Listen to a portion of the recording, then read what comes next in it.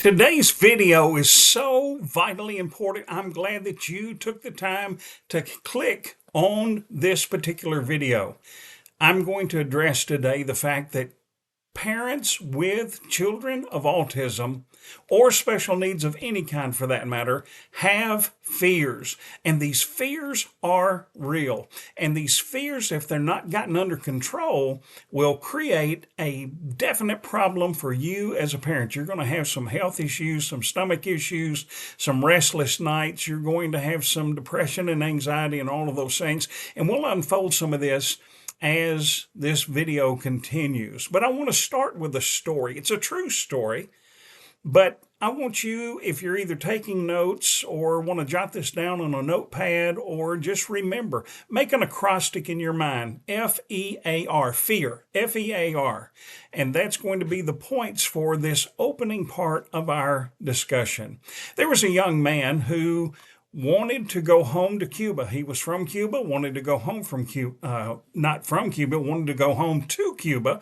And he decided that the best way that he could do that would be to hijack an airplane. And so he hijacks an airplane. Now, certainly I'm not going to talk to you about the difficulties that could arise, being shot and all of those things, or put into jail, or all of the above. I'm going to talk to you about the fact that he did what he set out to do, but he did so, are you ready for it?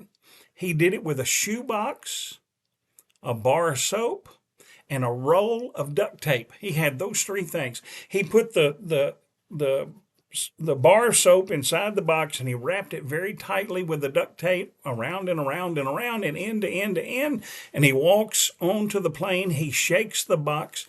They hear the noise. Nobody in their right mind said, that's just a bar of soap in that box. We're not the least bit worried that you're going to blow us up or anything else. Guess what? They flew to Cuba. They flew to Cuba. Now, when they got to Cuba, when they landed, officials were there to meet the plane. The young man did get back home to Cuba, but he got himself a straight shot to a jail cell and a trial and all of those things. But he did so, and here's where the fear comes in. Fear, here's what fear is: false evidence appearing real. That's what it is. The evidence was there. The box was seen. The noise was made. But every bit of it was false. And that's what fear does to us. It's false evidence appearing real. Now, I do want to talk to you about some sure enough fears that people have, especially parents if they are a parent of a special needs child. There's the social stigma. There's a social stigma. Parents worry about how others will perceive their child. They will be concerned about what they think, what they observe, what they say to others about their child.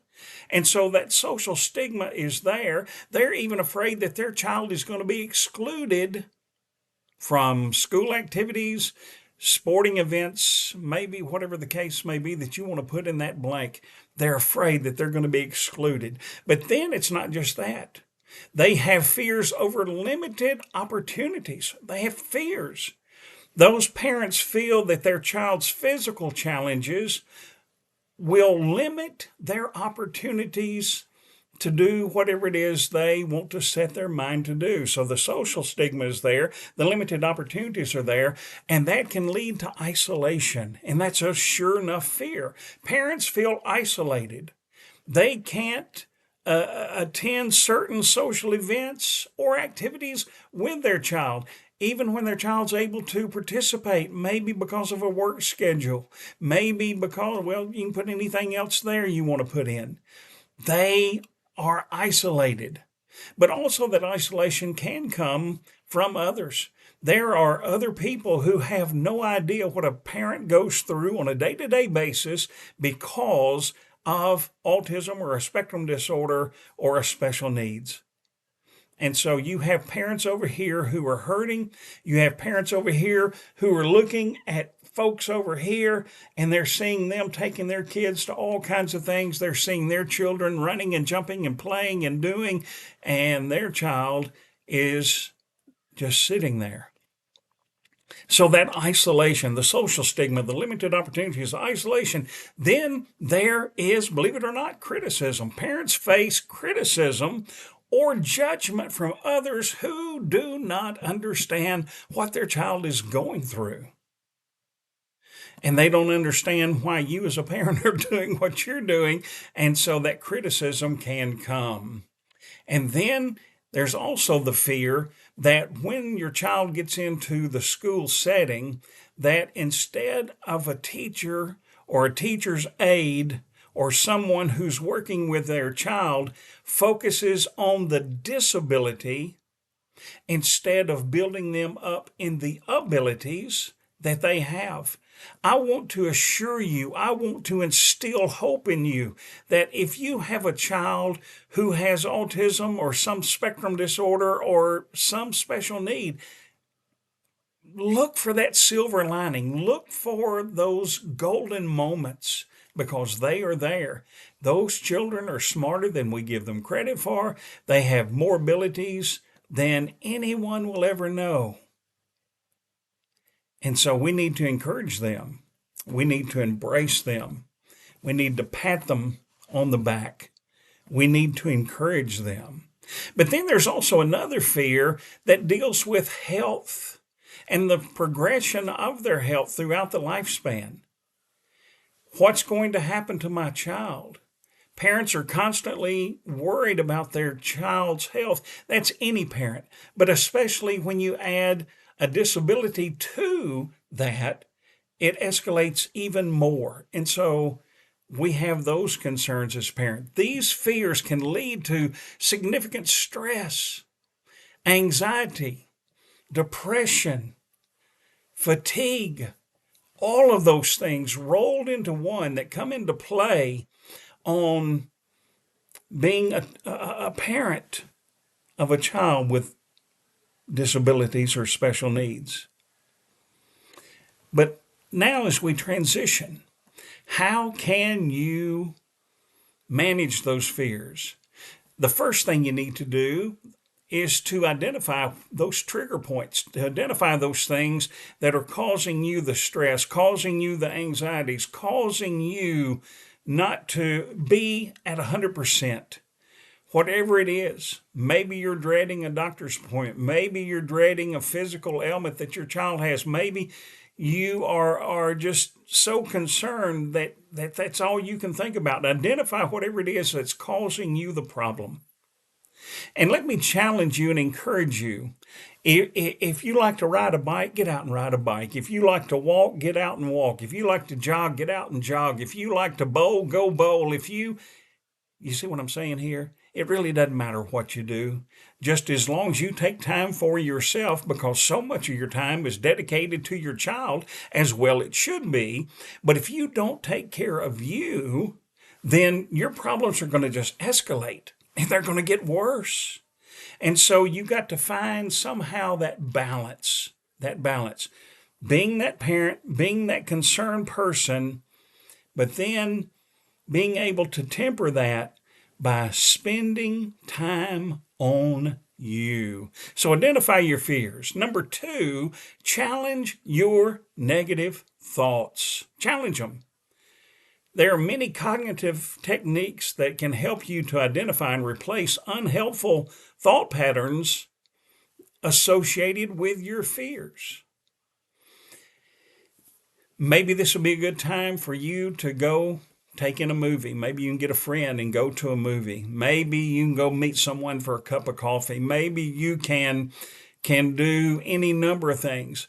This is not the time to withdraw. It's not the time to isolate. It's a time to get out with others. When you get involved in the lives of others, it's amazing how much smaller our problems become.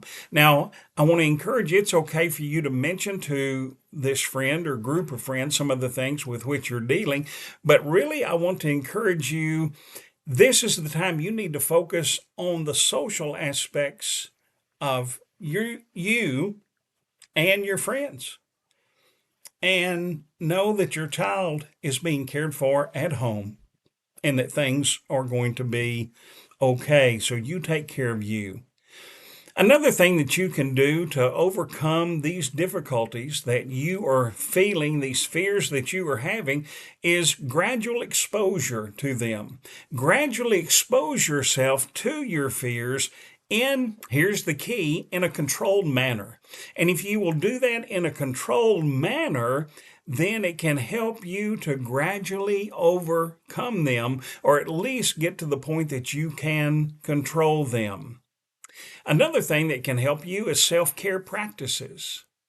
Being able to eat properly, being able to exercise, being able to sleep, being able to be involved in some kind of physical activity, or even a phone call with a friend who can help you get your mind off things so that you can do a reset. You know, sometimes these computers, they're wonderful when they work, but sometimes they freeze up, sometimes they glitch, and you've been working and working and working on them, and you're going, oh no, everything I'm trying is not going to change it. And we need to do a hard reset. We need to do a hard reset. And I'm going to encourage you, that's what you're going to have to do to yourself. There are going to be times that you're going to have to do a hard reset on yourself physiologically. Let me tell you how to do that. Think about the number 478, 478. If you will do this, it's a hard reset on your body. Inhale for 4 seconds. Hold your breath for 7 seconds. Exhale for 8 seconds. Inhale for 4, hold for 7, exhale for 8. Do that for 5 minutes. And what you're doing, just like that hard reset on the computer, to get it to work again, you're doing a hard reset on you. Physiologically, what's happening? Your heart rate goes down, your blood pressure goes down, your breathing returns to normal. It will help you. It will amaze you at what that will do for you. So do that. That's a self-care practice that doesn't cost a thing. Then, if you need the help, understand that there are always professionals who are out there, that it's not a sign of weakness for you to reach out to someone who is a professional.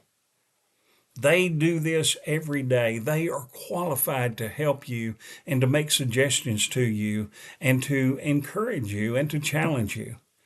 So reach out to them. I need you to do me a favor. If you like this content, if this is helpful to you, leave me a comment. You can do so right down here. You can leave a comment in the comment section. Or you can look in the description box of this video and you can see any number of ways that you can contact me, from an email address to social media it's all there. So if you would do that, if you would send me those questions, if you would like for me to address a question in the future that I have not addressed as of yet, I would be honored for you to make some suggestions so that I can help you to further your relationship with your child and to take care of yourself, and we can learn together. This is Hope in the Works. I'm Dr. David Looney, and I hope that I have instilled hope in you today. If so, I've done my job. And remember, in Hope for Today, it's a great thing because it is so powerful. Now, my next video, you don't want to miss that one, because that video is going to be dealing with something that you probably hadn't thought about very much. But there may be some times that God forbid, but there's always accidents that can happen. There may be times that you could be incapacitated as a parent and emergency personnel need to be called in. You need to teach and train your child how to communicate effectively. And see, communication is a big deal with someone on the autism spectrum. And so we as parents need to teach them not to be afraid of our first responders, not to be afraid of firemen and policemen and all of those individuals. We need to help them to understand they are our friends and they can help us. And so, if nothing else, we need to be able to train them and help them so that they can call 911, so that they can give their address, so that they can say something's wrong with mom or dad, so that they can get someone there to get the help that they need. If nothing else, they can do that. But also, we need to also have them where they can go, and this is where parents can be proactive. You can take them to the fire department, the police department, and those kinds of places, and introduce them and let people there get to know your child so that they're not afraid of that uniform, so that they're not afraid of that badge, so that they can understand that these are the people who are there to protect and to serve. So that's what the next video is going to be about. Please help me to get the word out. I'm praying for you. I'm thinking about you. And again, thank you for being here. But click on, and subscribe. That'll help me more than anything, because then you will help me to get the word out to so many others. Take care. I'll see you next time.